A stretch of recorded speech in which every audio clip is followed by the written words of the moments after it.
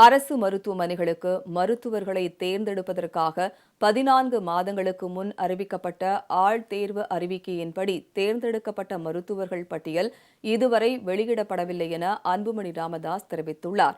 இதனால் தமிழக அரசு மருத்துவமனைகளில் காலியிடங்கள் 70 விழுக்காட்டுக்கும் கூடுதலாக அதிகரித்து பாதிப்புகளை ஏற்படுத்தியுள்ளதாகவும் அவர் தெரிவித்துள்ளார். பாமக தலைவர் அன்புமணி ராமதாஸ் வெளியிட்டுள்ள அறிக்கையில் தமிழக அரசு மருத்துவமனைகளில் காலியாக இருந்த 1021 உதவி பொது மருத்துவர்கள் பணியிடங்களை நிரப்புவதற்கான அறிவிக்கையை மருத்துவ பணியாளர்கள் தேர்வாணையம் கடந்த ஆண்டு அக்டோபர் மாதம் 11ஆம் தேதி வெளியிட்டதாக கூறியுள்ளார். அதன் அடிப்படையில் மருத்துவர் பணிக்கு விண்ணப்பித்தவர்களுக்கான போட்டித் தேர்வுகள் கடந்த ஏப்ரல் 25ஆம் தேதி நடத்தப்பட்டன.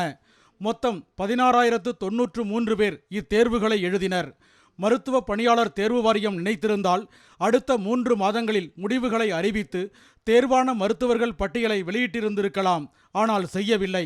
1021 மருத்துவர்கள் தேர்வில் தமிழ் பாட தகுதி தேர்வும் நடத்தப்பட்டது. 10ஆம் வகுப்பு தரத்திலான அத்தேர்வுகளில் வெற்றி பெற்றவர்கள் மட்டுமே மருத்துவர் பணிக்கு தேர்ந்தெடுக்கப்பட தகுதியானவர்கள் என்று அறிவிக்கப்பட்டிருந்தது. ஆனால் தேர்வு முடிந்து 50 நாட்கள் வரை தமிழ் பாட விடைத்தாள்கள் திருத்தப்படவில்லை. ஜூன் 23ஆம் தேதி தமிழ் பாட முடிவுகள் அறிவிக்கப்பட்ட போதிலும் முதன்மை பாடத்தேர்வுக்கான முடிவுகள் இன்னும் அறிவிக்கப்படவில்லை. கொரோனா பெருந்தொற்று காலத்தில் பணியாற்றிய மருத்துவர்களுக்கு ஊக்க மதிப்பெண் வழங்குவது தொடர்பாக சென்னை உயர்நீதிமன்றத்தில் மாறி மாறி தொடரப்பட்ட வழக்குகள்தான் இந்த தாமதத்திற்கு காரணம் என்பதை மறுக்க முடியாது. அரசு மருத்துவர்கள் நியமனம் தொடர்பாக ஏற்படுத்தப்பட்ட அனைத்து முட்டுக்கட்டைகளும் தகர்க்கப்பட்டு இம்மாத இறுதியில் முடிவுகள் வெளியாகும் என்று எதிர்பார்க்கப்படுகிறது.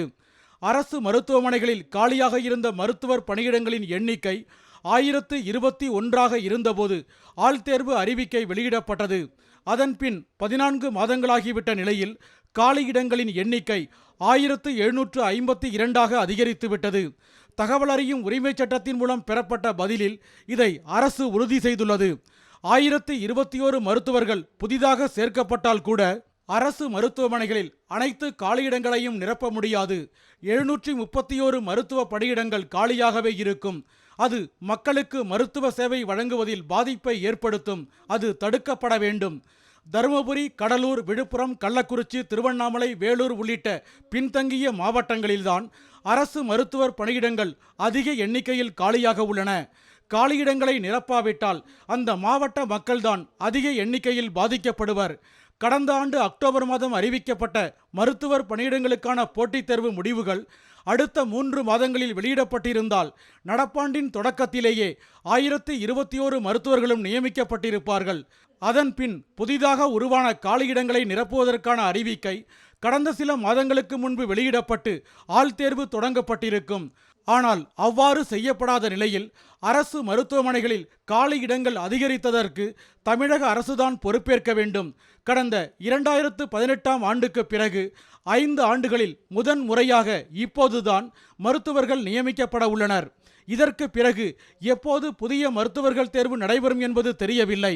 அரசு மருத்துவமனைகளில் புதிதாக ஏற்பட்டுள்ள காலியிடங்களையும் அண்மையில் நடத்தப்பட்ட போட்டித் தேர்வின் அடிப்படையில் நிரப்புவதுதான் சரியாக இருக்கும். அதுதான் தமிழ்நாட்டு மக்களுக்கும் மருத்துவர்களுக்கும் பயனளிக்கும்.